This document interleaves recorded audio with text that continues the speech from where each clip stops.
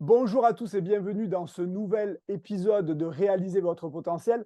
Alors aujourd'hui, j'ai le plaisir d'être à nouveau avec Manuel Constant. Je dis à nouveau parce que Manu était déjà venu dans le podcast dans un premier temps et je suis très content de le faire revenir aujourd'hui, tout simplement parce que on a développé des liens à travers le temps. J'ai vu Manu évoluer dans ses projets avec Synergo. Manuel est le fondateur de la compagnie Synergo spécialisée en langage non verbal. Manu m'a même fait le plaisir de venir au symposium basketball performance que j'organise chaque année et ça a été un franc succès. Donc, je suis content de le refaire venir aujourd'hui parce que je le connais un petit peu plus et je vais être capable de l'exploiter encore plus pendant ce temps donné. Salut Manu, comment ça va? Rémi, merci de l'invitation. Ça va bien, toi? Ça va super bien. Écoute, on vit une très belle période et comme je le disais dans la présentation, je suis content que tu sois là. On a pu augmenter, en fait, développer une relation amicale à travers le temps, ce qui fait que je connais aujourd'hui beaucoup mieux ton travail. Alors, on va commencer tranquillement, hein, c'est presque une réunion entre amis. Et ma première question pour toi, c'est, je veux qu'on arrive à comprendre pourquoi est-ce que tu en es venu à te spécialiser sur le non-verbal et comment est-ce que ça peut impacter en fait dans la vie des gens, dans la vie de tous les jours. Donc ma première question pour commencer, c'est une question basique. Quelle est ton histoire? Comment est-ce que tu as cheminé pour te rendre jusqu'à la Synergo? OK. Je vais essayer de faire ça concis. Euh, C'était un chemin qui était tout indiqué pour moi. Moi, j'étais très jeune, là. Je me souviens, en première année, là, j'avais 7 ans, puis ça ne m'entrait pas dans la tête que je pensais avoir bien cerné tout le monde. J'avais de bonnes aptitudes en relations interpersonnelles, comme tout le monde. Pas plus, pas moins, je crois. Puis, arrivé à un moment donné, mon petit camarade de classe, Fred, parce que c'est vraiment Frédéric qui s'appelait, en est arrivé à dire une connerie devant tout le monde. Puis moi, ça me rentrait pas dans la tête que je pensais l'avoir bien cerné. Puis là, ça sortait de son algorithme mental, comportemental que moi, je m'étais créé lui. Puis donc ça me chicotait, puis je me demandais vraiment, pas dans ces mots-là, mais vraiment, c'était l'intention puis l'état qui m'habitait. Comment est-ce qu'on peut mieux cerner quelqu'un? Où sont les failles? Qu'est-ce que j'ai manqué? Y a-t-il des signaux précurseurs pour un peu deviner ce qu'un individu va faire, sans vouloir faire de la magie, là, ça m'intéressait tout ça. J'avais 7 ans, donc je pensais pas dans ces mots-là, c'était très abstrait, mais ça m'habitait. Puis donc, à 7 ans, ben, si tu joues pas au hockey cosum dans le cours, au lieu de parler de psychologie dans la récréation, ben, t'es perçu comme bizarre. Donc, j'ai fait comme tout le monde. Tu sais, on jouait à la tag, au ballon chasseur, puis Et c'est fou parce au. que le déclic, là, c'est ultra précis. À 7 ans, tu t'en Oui, rappelles, tu te rappelles le nom de la oui, personne. Ouais, c'est fort, hein? totalement. L'élément déclencheur très jeune. Puis, ben, comme tout le monde, j'ai pas été orienté, je dirais peu orienté, mais en fait, c'est pas du tout. Donc, j'ai fait mon primaire, mon secondaire sans orientation professionnelle. Puis, je me suis découvert une passion pour la musculation. J'ai décidé de me diriger vers ça. Euh, donc, mon background académique est là-dessus. J'ai été entraîneur privé en musculation, en coaching sportif, si on préfère, pendant une douzaine d'années. Puis, le truc, c'est que là, je me suis mis à étudier l'humain sur le plan très physique et j'adorais ça, hein, la physiologie, l'anatomie, tout ça.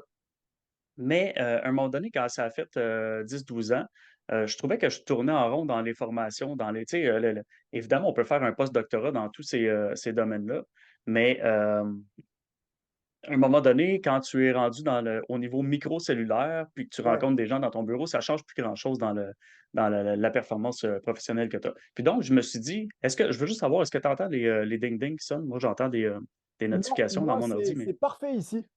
parfait. Ouais, Je ouais, continue. ouais. Euh, Puis donc, là, je me suis permis, comme j'avais un petit peu plus de temps libre pour la recherche et développement ou les études, je me suis permis d'aller étudier les sujets qui m'avaient toujours intéressé, psychologie, communication interpersonnelle, puis analyse comportementale. Puis un jour, j'ai découvert la synergologie, qui est l'analyse professionnelle du langage corporel, par hasard. Je me suis inscrit, j'ai fait un parcours de 3 ans. C'était quand même rigoureux intellectuellement, puis c'était quand même 10 000 $, donc c'était très sérieux. Mais moi, je voulais pas en faire un métier, c'était juste par intérêt personnel.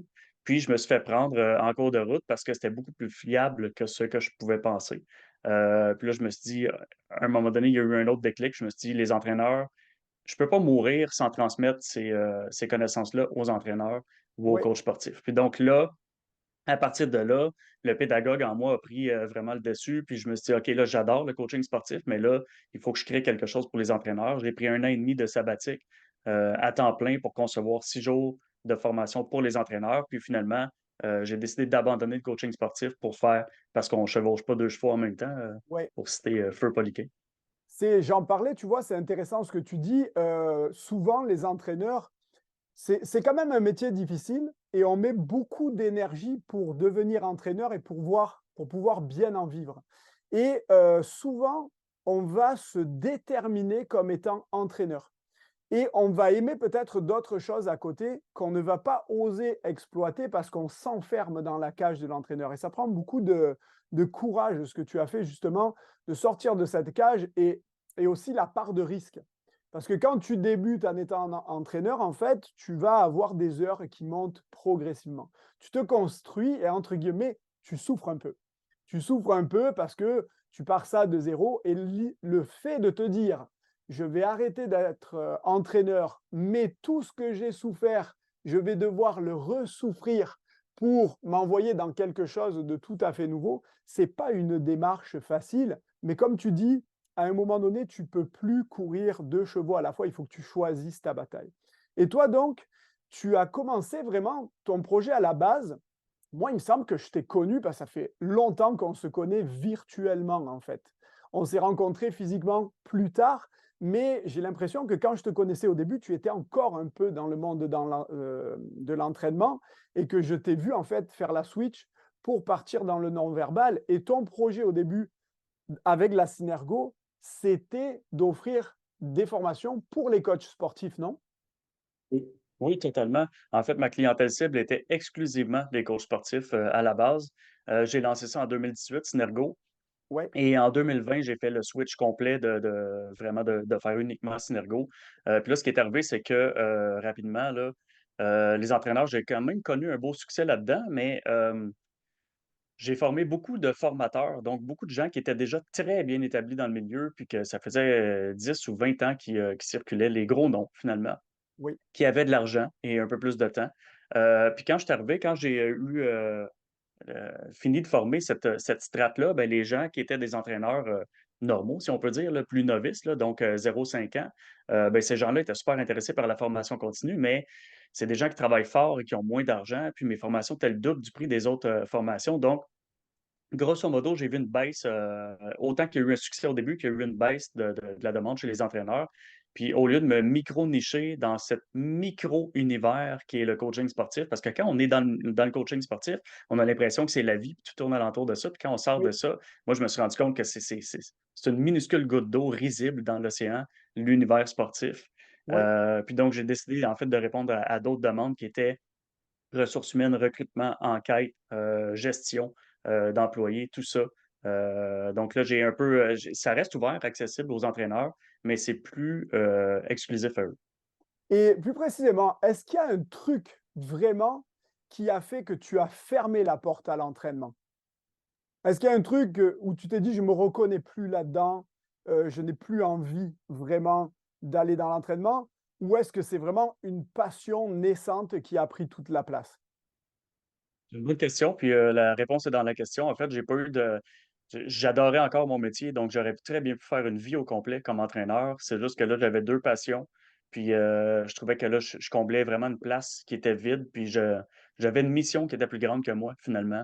Oui, Donc, je préférais outiller les coachs, pour avoir un impact qui était beaucoup plus grand que de rester à faire du one-on-one, j'adore les 2, puis ça a été un choix un peu déchirant, mais, j'ai toujours été pédagogue aussi, hein. oui. Donc tu sais, j'étais pédagogue en tant que coach sportif, j'ai été instructeur, en arts martiaux, puis là, ben, le formateur, ça m'a toujours appelé aussi. Donc ça a été un choix qui était déchirant, mais, j'ai suivi la passion. Oui, et donc après ton projet d'être, formateur pour les coachs sportifs, tu t'es aperçu qu'il y a plusieurs portes qui s'ouvraient à toi. Parce qu'après le monde des RH, le monde du recrutement, le monde des entreprises, finalement, c'est énorme pour eux le non-verbal aussi, hein? Oui, puis c'est des clients puis des demandes infinies. Ouais. Autant que justement l'univers sportif, c'est très petit, tu sais, on circonscrit en fait là, mais tandis que moi, je veux dire, c'est de la communication. Donc la communication, qu'elle soit verbale ou non verbale, ça s'adresse à tout le monde ou à peu près. Ouais. Donc là, c'est vraiment, vraiment, vraiment plus facile. Par contre, ben, il faut faire quand même un travail de défrichage, si on veut, là.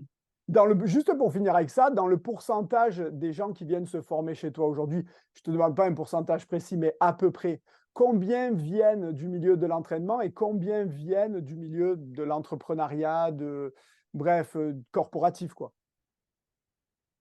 Je dirais que une personne sur 2 est coach, mais quand je dis coach, c'est large. Ça peut être coach sportif, Ok, PNL, d'affaires, peu importe. Donc, déjà, quand même, il y a une base, là, une personne sur 2 est coach.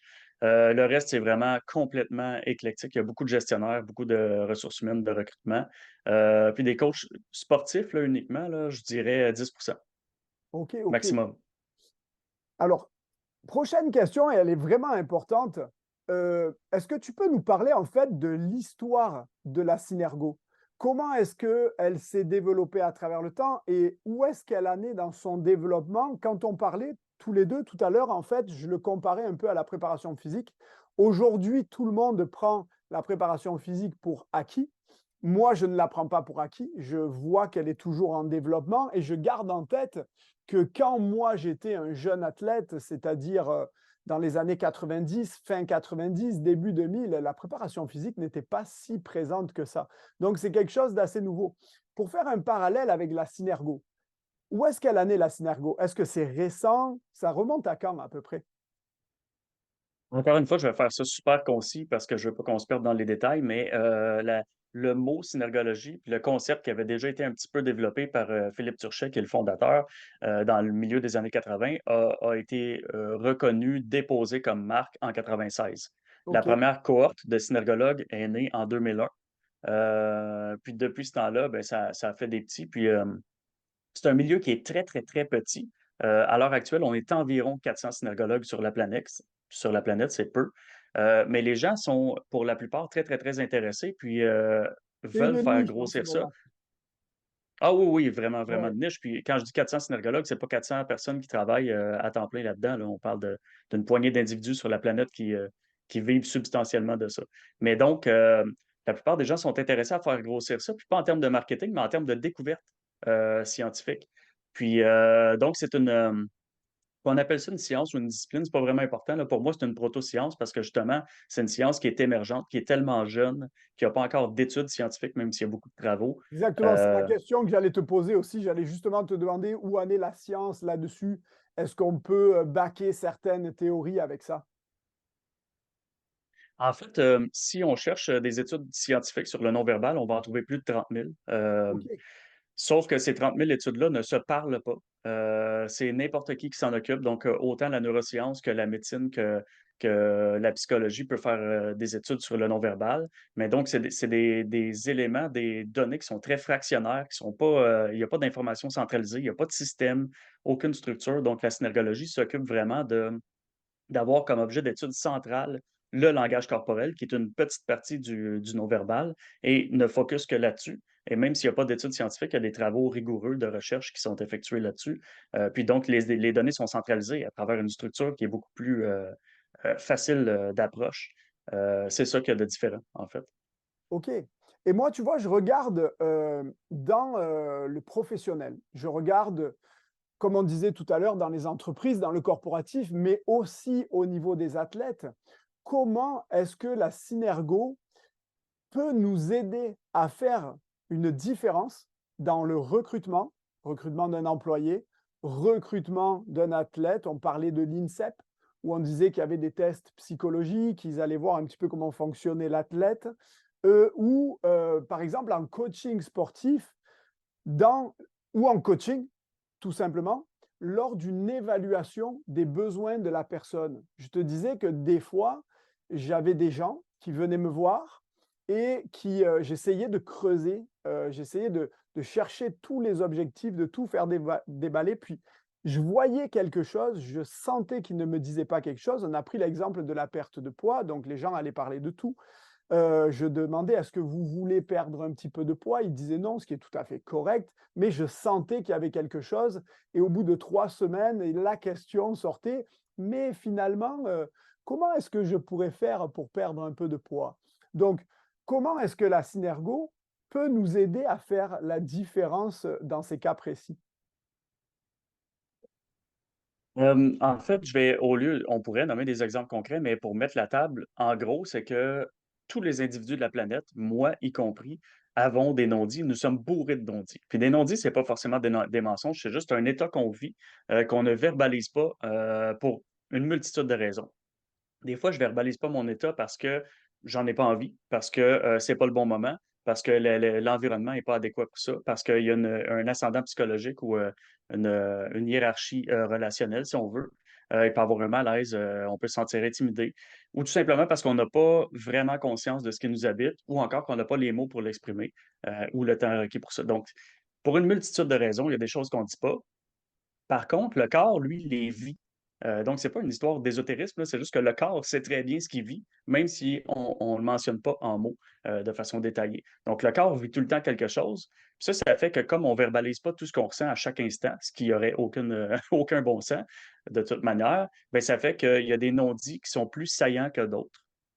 OK. Et l'important, c'est pas de suranalyser un individu et de voir tous les non-dits qu'il y a, parce qu'il y en a plusieurs à la minute, hein.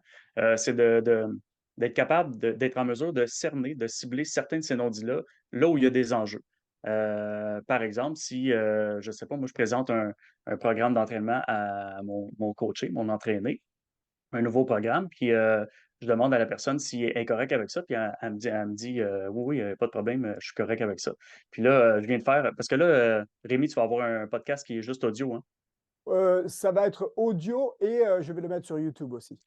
Fait ben là, je vais décrire ce que je viens de faire. Donc la personne dit: «Oui, j'ai pas de problème, c'est un bon programme, j'ai hâte de le faire». Puis elle fait ça comme ça ici, là, je vais le décrire pour les gens qui écoutent, seulement l'audio. C'est se passer le dos de l'index sous le nez vers l'extérieur ou vers l'interlocuteur.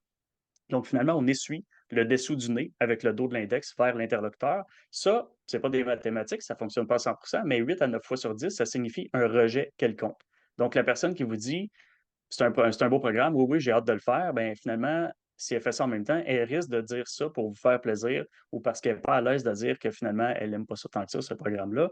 Puis qu'est-ce que ça fait? C'est que si on ne décèle pas ça, ben, ça fait exactement comme tu as dit tantôt. J'ai l'impression qu'il y a quelque chose que la personne ne me dit pas, mais avoir une impression vague, c'est loin d'être précis.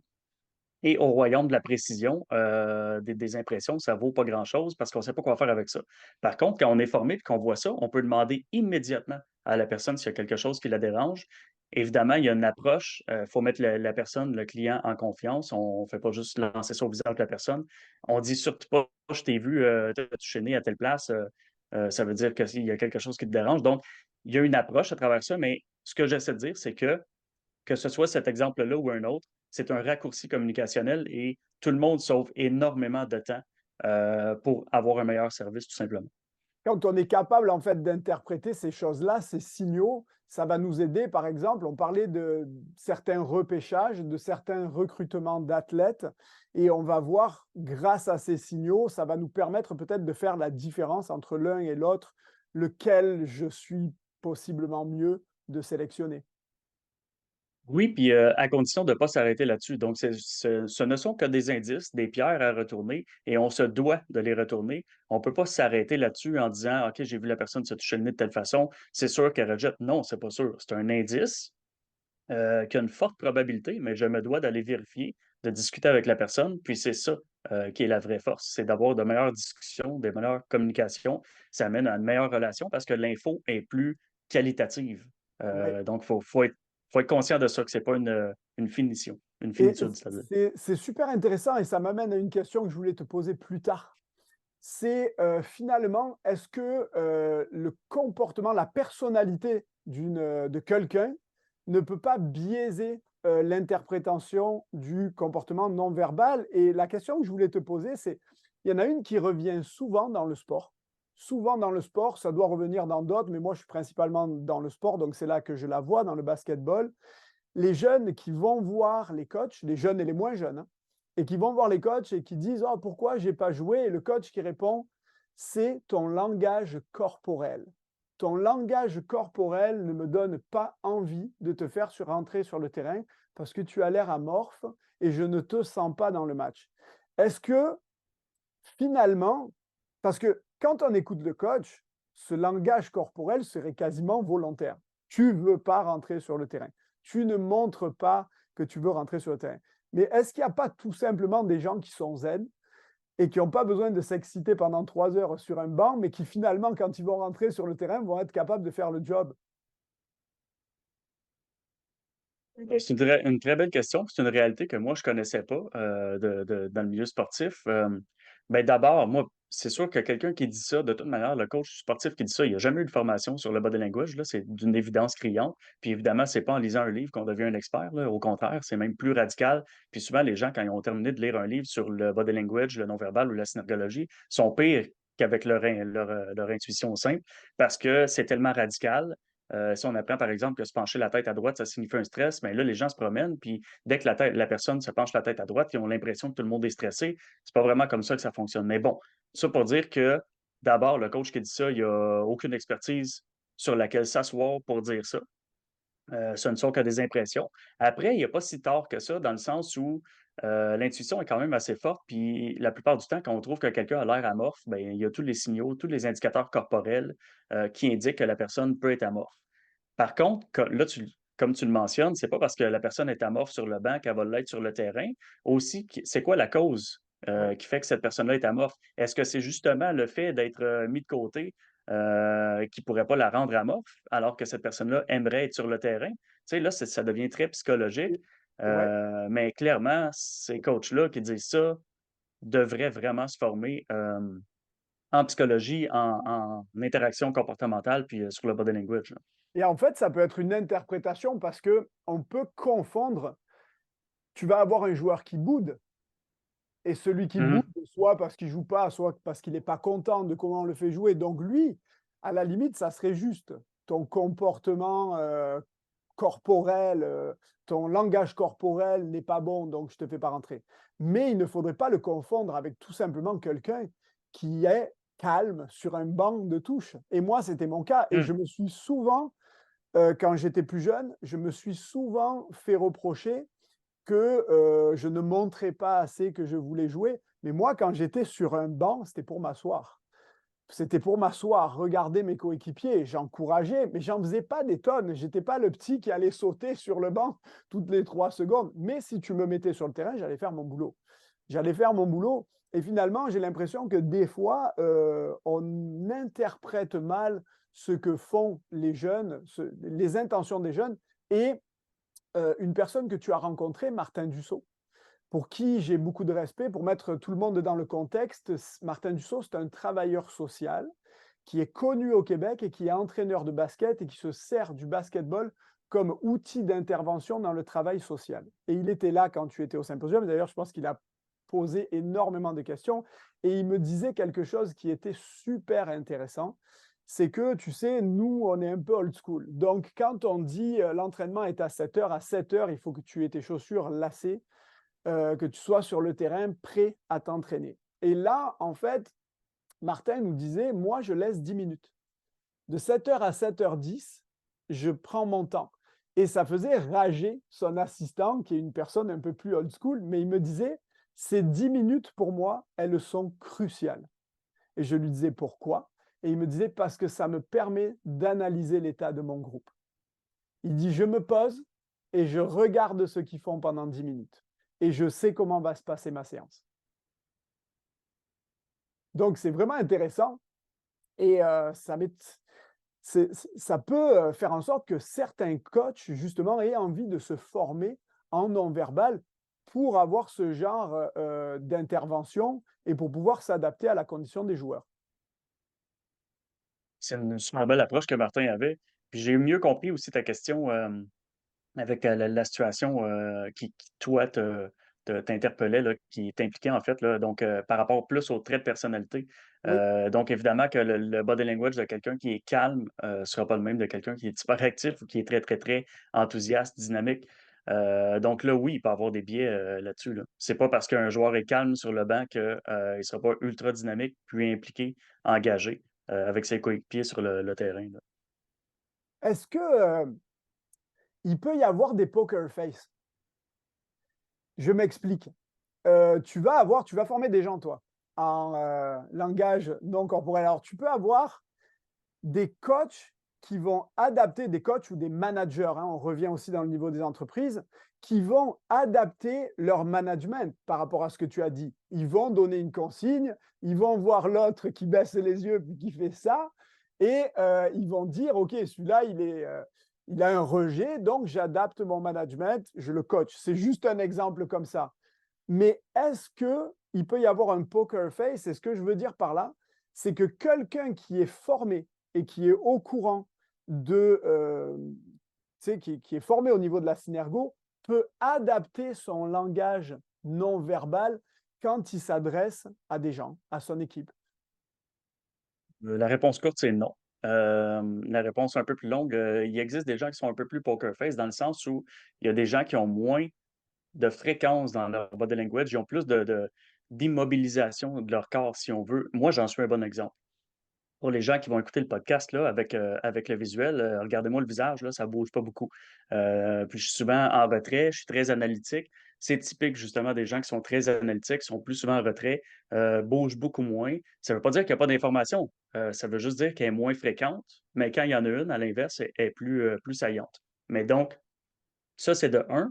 De 2, pour l'histoire de contrôler son body language, c'est vraiment de la foutaise. C'est un mythe. En fait, on pense qu'on peut contrôler son body language, mais on ne peut pas le faire pour plusieurs raisons. La première, c'est que pour le contrôler, faudrait savoir d'abord quoi contrôler. Donc, il faudrait une grosse formation. Parce que c'est pas parce que je contrôle un segment du corps que le reste des segments du corps va pas envoyer l'information qui est véridique, là. Donc si, par exemple, je me fais dire: «Ah, faut que je me place les mains comme ça dégage une certaine confiance», mais que j'ai pas de confiance, ben, le reste du corps va indiquer que j'ai pas de confiance, Ouais. même si mes belles petites mains vont être supposément en confiance. Donc ça, c'est nul pour cette raison-là.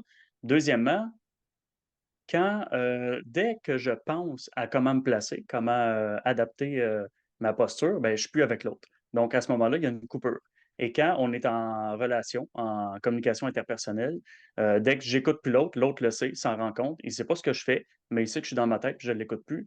Donc on vient un peu de scraper, la relation. Oui. Et troisièmement, bon, on peut pas faire mentir éternellement, notre corps comme ça. Même si on pouvait, on pourrait une, infime fraction du temps, puis, comme j'ai dit tantôt, c'est contre-productif. Donc c'est vraiment de la foutaise, ça. C'est ce que Hollywood veut nous faire croire ou d'autres formateurs ou Mais experts autoproclamés, mais contrôler son body language, ça ne fonctionne pas. en fait, de ce que je comprends, de ce que tu veux dire, en fait, là où je voulais t'amener, c'est est-ce qu'un coach ou est-ce qu'un manager qui comprend à long terme qu'il a un comportement, des fois c'est verbal et non verbal, qui va avoir un impact sur son équipe. C'est-à-dire, des fois, même tu n'es pas formé, tu vois le comportement non verbal de ton coach et tu te dis, oh, lui, il n'est pas content, oh, lui, blablabla. Est-ce que finalement, pour garder son équipe dans un cadre positif, les garder dans un esprit positif, il pourrait masquer un peu son comportement, non verbal. En gros, une personne non formée, ça pourrait avoir un impact sur lui, mais une personne formée serait capable quand même de voir, certaines choses par d'autres, comportements non verbaux qu'il va avoir, même malgré ceux qu'il est en train de cacher. Même pas, même pas. C'est ça, on peut pas ce serait comme dire C'est on essaie naturel, en de fait. faire, oui, puis je veux Moi, dire, je suis s'il y mal a un à l'aise, tsunami qui tu s'en me vient, vois des même fois. si Moi, des fois, tu me vois, je suis mal à l'aise, c'est ça. C'est ça. Tu vois, j'essaye de me placer, je touche. J'ai tendance, quand je ne suis pas confortable, je vais avoir tendance à toucher peut-être ma moustache, toucher peut-être ma barbe. Et c'est quelque chose qui vient très automatiquement. Et même c'est comme lutter tu dis, contre c'est serait très. automatique. Ouais, C'est spontané, c'est naturel, c'est excessivement difficile. Puis ce serait comme dire, pour enrayer un tsunami, on va se faire une digue d'un mètre. Ça va rien changer. Le body language, ce qui nous habite est infiniment plus puissant, plus impératif que le petit contrôle qu'on pense qu'on peut avoir dessus. et est-ce Point que final. finalement, parce que tu vois, on essaye de faire des liens précis, comme des fois ça avec le nez, comme aussi l'épaule, tout ça, mais est-ce que quelqu'un ne peut pas développer son geste à lui?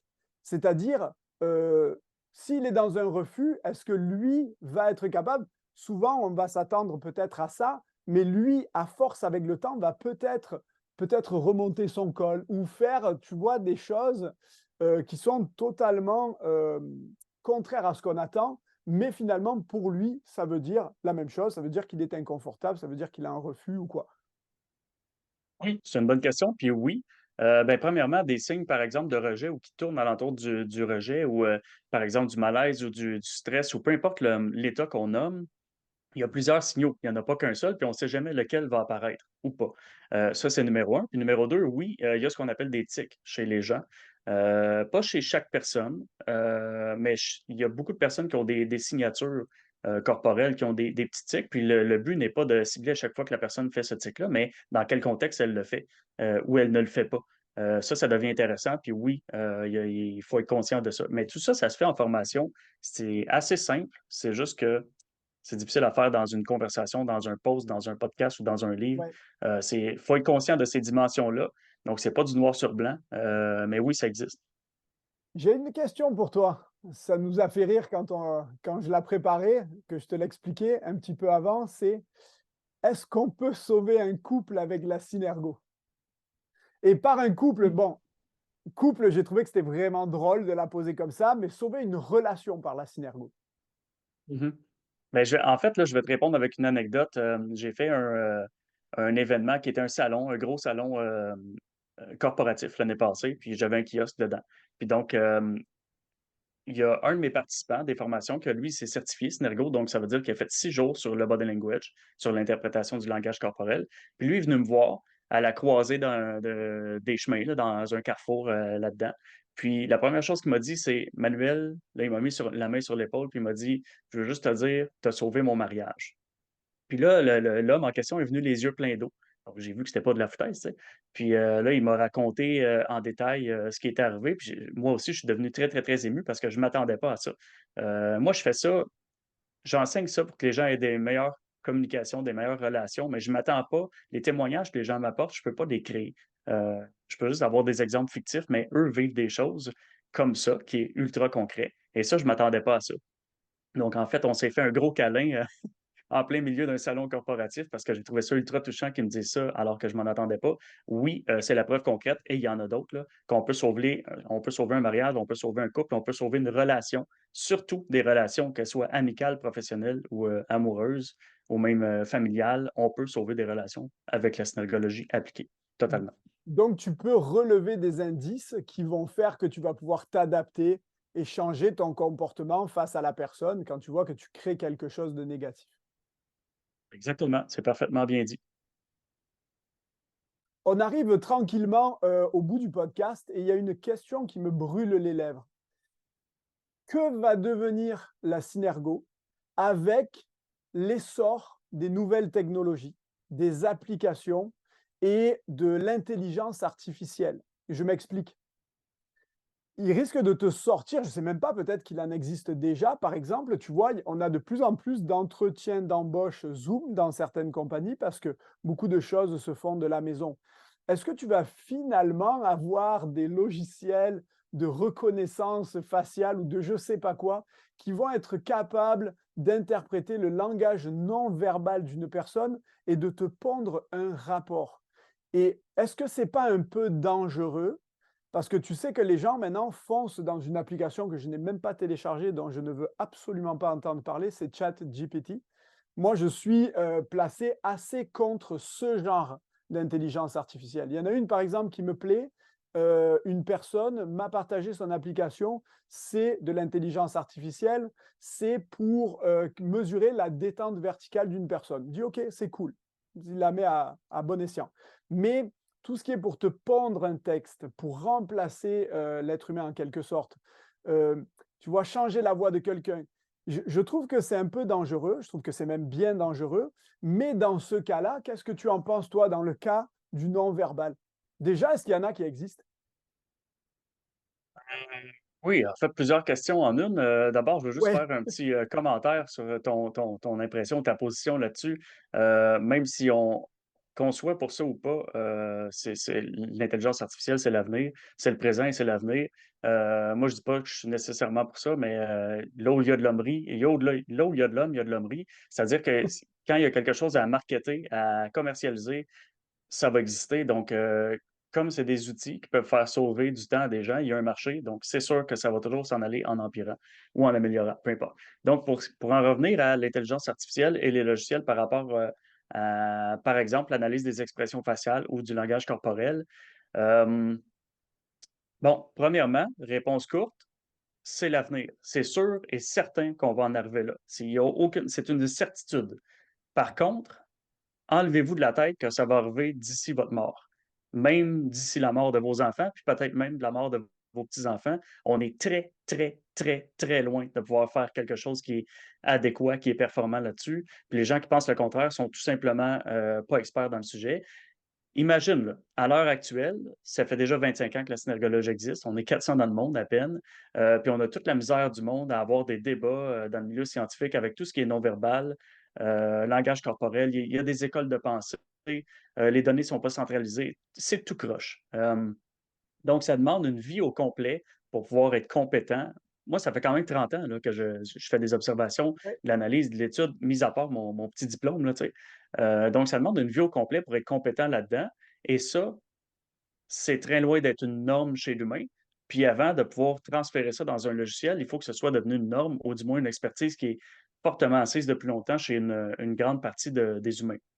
Donc, le logiciel ne peut performer qu'à la mesure de ce que la personne programme dans le logiciel et comme tout le monde est nul là-dedans de façon, rationnelle là, pas, intuitive, c'est très loin d'être moi, j'en ai vu quelques logiciels, puis j'ai vu des résultats, c'est nul. Je vais utiliser un jargon québécois, là, c'est nul à chier. Nul à chier, nul à OK. chier. Il y a pas de c'est le mot d'ordre, il y a rien de bon là-dedans. C'est plein de biais, c'est plein de préjugés, ça fonctionne pas du tout. Ça tient pas compte d'un paquet de dimensions dont moi je dois tenir compte quand j'analyse quelqu'un. Donc pour toutes ces raisons-là, ça va arriver, c'est sûr. Mais avant qu'on transfère toute ce data-là, avant qu'on le découvre, qu'on se le transmette interhumain et qu'on le transfère dans un logiciel, ça va prendre plusieurs générations. Et comme tu dis Point. souvent, c'est des indices. Donc, imagine quelqu'un qui n'est pas formé à ça, qui va utiliser une application, qui va lui pondre un rapport, il va lire son rapport et il va dire, OK, lui, je ne le prends pas parce Mhm. que le logiciel a dit ça, ça et ça. Donc, on peut largement se planter avec ça. Et j'ai l'impression que des fois, le- l'intelligence artificielle et beaucoup de choses que fait l'être humain, tu vas voir un mur, tu es dans une voiture, tu sais que tu vas prendre le mur, mais tu accélères quand même pour te retrouver au-delà de 100 km/h. Et tu sais que tu vas frapper le mur, mais tu y vas quand même. On est quand même une des rares espèces qui vit sur Terre qui fait ce genre de choses. Mais pour boucler le podcast aujourd'hui, alors le podcast s'appelle Optimiser votre potentiel. Toi, comment est-ce que tu as optimisé ton potentiel en 2023 et quel sera ton objectif en 2024? Et attention, hein, ça peut être professionnel, ça peut être dans ta vie personnelle. Est-ce que tu as quelque chose que tu aimerais nous partager comme ça? Ouais, comment j'ai optimisé mon potentiel en 2023? Comme je suis travailleur autonome, puis je suis dans ma sixième année, là, je viens à peine de passer le cap du 5 ans, j'ai encore beaucoup de pain sur la planche, donc je travaille énormément. Puis je dois justement apprendre, premièrement, à m'adapter à tout ce qui se passe. Si on est rigide en affaires, on meurt, donc on doit s'adapter. C'est pas la question de se prostituer professionnellement, mais il faut avoir un minimum de flexibilité en affaires. Donc ça, c'est comment j'ai optimisé, ma vie en 2023. Puis ma vie personnelle, ben, justement, comme je travaille beaucoup, je l'ai optimisé en m'accordant un petit peu plus de temps libre que j'en ai eu les 5 dernières années. Donc j'appelle ça optimiser mon potentiel professionnel et personnel, puis ça vient d'un bloc. Voilà. Que ta croissance a été fulgurante sur les dernières années. On te voit dans beaucoup de podcasts, on te voit à la radio, on t'entend à la radio. Tu peux nous parler de ça un petit peu? Parce que j'ai vu que tu as fait plusieurs émissions de radio. Comment c'est cool quand même. Quand tu montes en entreprise et qu'on te demande ton expertise dans des émissions de radio, beaucoup de podcasts, combien tu en as fait? Est-ce que tu gardes un petit record là-dessus? Oui, des podcasts, là, j'ai été invité dans plus de 50 podcasts en 5 ans. C'est quand même, énorme. En fait, je connais même pas personne à qui c'est arrivé, même les célébrités, ou les gens qui sont très, très, très populaires, j'en connais pas qui en ont fait plus que 50. Hem, mais maintenant, c'est pas de la vanité, c'est pas de moi, je fais dans l'humilité, dans la discrétion. Bon, le seul fait de dire qu'on est humble, ça nous rend pas humble, mais en fait, j'aime pas ça. J'aime pas la célébrité, j'aime pas la visibilité, mais c'est un mal nécessaire parce que je considère que ma mission est plus grande que la douleur que ça m'apporte d'être devant une caméra ou derrière un micro. Bon, après, je me suis habitué, puis aujourd'hui, je trouve pas ça douloureux de parler derrière un micro, mais donc oui, une cinquantaine de podcasts. Puis là, j'ai arrêté de compter là, parce qu'à un moment donné, ça sert plus à grand-chose. Puis j'ai essayé de garder un record, mais c'est difficile de trouver tous les liens là-dedans. Puis tu sais à quoi ça sert finalement, je ne sais pas trop. Ouais. Mais j'ai une bonne empreinte numérique, là, Et tous les gens qui effectivement. te connaissent savent vraiment que tu es comme ça, quelqu'un de très humble et accessible. Et pour terminer donc, si tu as un conseil à donner pardon, aux gens en 2024 qui nous écoutent, quelque chose qui te tient à cœur, toujours pareil, hein, peut-être pas en lien avec ta profession, quand on voit comment le virage que prend la vie depuis quelques années avec les réseaux sociaux, les aspects sociaux qui changent, est-ce que toi, tu as quelque chose à partager par rapport à ça?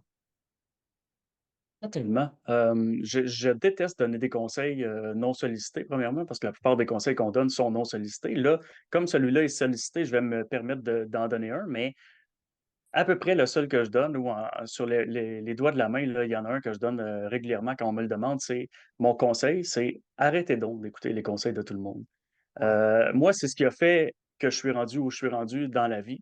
Puis si vous regardez n'importe qui a réussi professionnellement ou qui est très, qui est arrivé dans une niche ou tu sais, qui est sollicité, beaucoup dans la vie, ben ces gens-là ont justement pas suivi de clés. Ils ont pas suivi de tu sais, ils écoutent pas vraiment les conseils des gens, puis ils suivent leur cœur, là, finalement.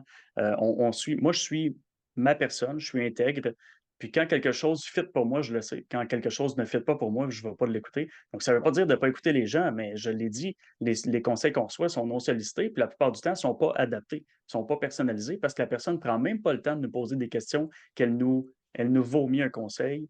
Donc, moi, le meilleur conseil que je peux donner, c'est arrêtez donc d'écouter tout le monde, peu importe le domaine. La personne qui sait le plus ce qui est bon pour vous, c'est vous. Puis Oui, au-delà de vous, là, c'est même pas votre conscience, c'est votre corps. C'est pas compliqué. Quand vous vous sentez bien, vous êtes en train de faire quelque chose qui est bon pour vous. Quand vous vous sentez mal, peu importe le degré d'intensité, vous vous éloignez de quelque chose qui est bon pour vous, puis vous vous approchez de quelque chose qui est pas bon pour vous. C'est facile, là. Ça marche en relation ou en couple, ça marche dans un milieu professionnel, ça marche en présence des manipulateurs. C'est très facile. C'est juste qu'on oui. on apprend à taire cet instinct-là, puis on devrait pas. Je vois exactement ce que tu veux dire et tu sais quoi? J'ai l'impression que qu'on est un peu dans un entonnoir. Toutes ces discussions-là, tout ce que tu viens de dire, j'ai eu ces discussions récemment avec du monde parce que j'ai eu un cas de conscience par rapport à ça. Et maintenant, tu as des conseils sans poser de questions toute la journée. Tu vas aller sur ton cellulaire, tout le monde va te dire ce que tu dois faire, comment est-ce que tu dois le faire. Et le problème, c'est que si l'image est belle et s'il y a beaucoup de personnes qui ont cliqué des likes dessus, bah, tu vas penser que le conseil est vraiment bon. Et ça m'a amené à dire à l'époque, quand je parle encore dans les années 90, tu vois, quand j'étais vraiment un peu plus jeune, une personne qui se démarquait, surtout chez nous, en France, je vivais en France à cette période-là, je vivais dans le sud, les personnes qu'on aimait beaucoup qui se démarquaient, c'était des personnes entières. C'était des personnes entières, c'était des individualités fortes et c'était des gens qui essayaient de se démarquer, en faisant leur truc, sans vouloir faire comme les autres. Aujourd'hui, j'ai l'impression que tout le monde veut faire comme tout le monde. Et on te fait croire, et je pense que c'est peut-être un peu l'impact des réseaux sociaux où on va te pondre des techniques, hein, on va voir ça dans le marketing, on va voir ça dans des messages de motivation où tout le monde va finir par penser et dire la même chose. Et dernièrement, je me suis dit, halte. Tu vois, ça a même été un cas de conscience personnelle. Je me suis dit, moi, je ne suis pas comme ça, comme ça, comme ça. Moi, je fonctionne comme ça, avec ses qualités et ses défauts. Et le fait de vouloir fonctionner différemment, à chaque fois, ça m'emmène quelque chose à l'échec. Pourquoi? Parce que ça ne me convient pas, ça ne me plaît pas, ça me gonfle. Donc, au bout d'un moment, j'arrête. Et c'était un peu pour clôturer par rapport à ce que tu disais. Écoute, Manuel, on arrive au bout. Ça m'a fait énormément plaisir de t'avoir. Je voudrais seulement que tu finisses en disant où est-ce qu'on peut trouver les formations? Où est-ce qu'on peut te trouver en fait pour les formations de Synergo, pour ta communication, tout ça? Fait pour les formations, c'est le site web, donc syner-go, S-Y-N-E-R, go.com. Sinon, si vous tapez Manuel Constant dans votre barre de recherche, peu importe quel c'est impossible de ne pas me trouver. Là. Je l'ai dit tantôt, j'ai une empreinte numérique qui est assez forte. Je suis maintenant sur tous les réseaux sociaux ou à peu près. Là, on parle de LinkedIn, Facebook, Instagram, YouTube, TikTok. Euh, Amusez-vous si le sujet vous intéresse parce que je ne parle à peu près que de ça, sinon je ne parle pas. Ouais, très présent sur LinkedIn et toujours avec des posts super intéressants. Est-ce que tu veux rajouter quelque chose? Non, à part que je suis assez fier de ma chaîne YouTube, je voulais dire que ma chaîne YouTube, c'est pas, je l'ai pas fait dans un terme de, je veux pas que ce soit un clickbait, donc j'essaie pas d'être léché, je veux pas que ça morde, je veux pas faire d'argent avec ça, mais je l'ai voulu éducative. C'est probablement le meilleur endroit où trouver beaucoup d'informations gratuites dans des capsules de 5 minutes qui s'enchaînent à l'infini, si vous voulez. Elle est neuve, elle est récente, mais je suis assez fier, en fait, de ça parce que c'est quand même de la gratuité et du bénévolat, là. Ben, tu vois, c'est super intéressant parce que je connaissais toutes les autres plateformes, mais je ne savais pas que tu étais sur YouTube. Je vais aller jeter un œil à ça. Ben, je te remercie, Manuel, et j'espère te revoir dans pas longtemps, que ce soit physiquement en tant qu'ami ou revenir sur le podcast pour discuter sur d'autres sujets. Merci Merci. beaucoup de l'invitation encore une fois, Rémi. Puis ton ajout à la dernière question est excellent. Ah, merci beaucoup. Ben, je te remercie et je dis bye bye à tout le monde. Merci d'avoir écouté le podcast. Salut.